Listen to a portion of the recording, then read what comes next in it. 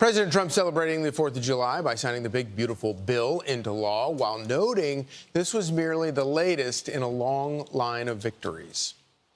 We've, I think, had probably the most successful almost 6 months as a president and the presidency. I think they're saying it was the best 6 months, and I know for a fact they're saying the last 2 weeks there has never been anything like it as far as winning, winning, winning. Joining us now to discuss is Fox News contributor Miranda Devine. Great to see you this morning, Miranda. Thanks for joining us. So this is a pretty big deal, huh? I think it is. It's certainly, considering what a narrow margin the Republicans have in Congress, it was quite a feat of diplomacy, internal diplomacy. There was a lot of antagonism towards the bill from many Republicans who feared that it didn't cut spending enough. But this is all of Donald Trump's signature moves, and he certainly sort of attached his credibility and his presidency to it. So if it had not gone through, it would have been a disaster.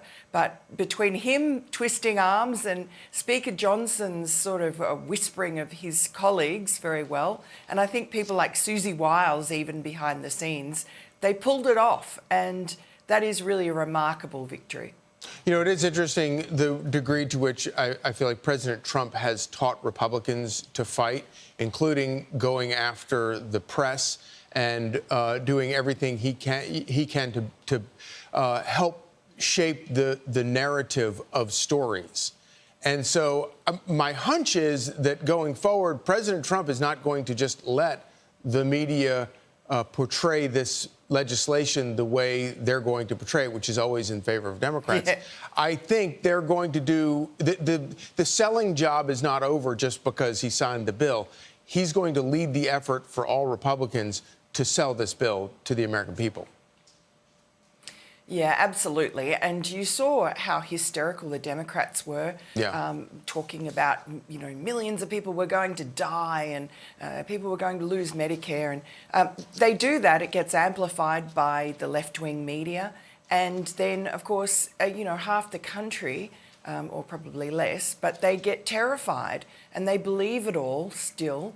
And they get hysterical themselves. So I think it's just like with all these things, it's just a steady chip, chip, chip with Trump like a bull at a gate, defending his policies, defending himself. And now, unlike in his first term, he has people around him who really do believe in him. And they're going out, they're young, they're energetic, and they're just as fierce, really, at least some of them, as he is.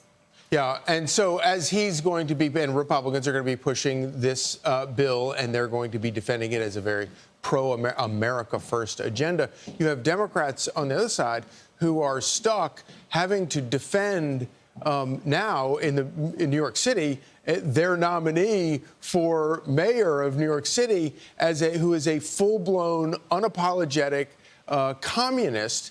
In the Free Press, a former supporter, or present supporter of AOC, telling the Free Press, "I helped AOC win. I understand the fantasy that Zohran Mamdani is selling. Quote, their hearts are in the right place, but sadly, the promises that charismatic people like Mamdani and AOC are selling are not the solutions that young people are seeking, whether from lack of life experience or just pure ignorance. They fail to realize that programs offering free everything have to be paid for, and nothing is free."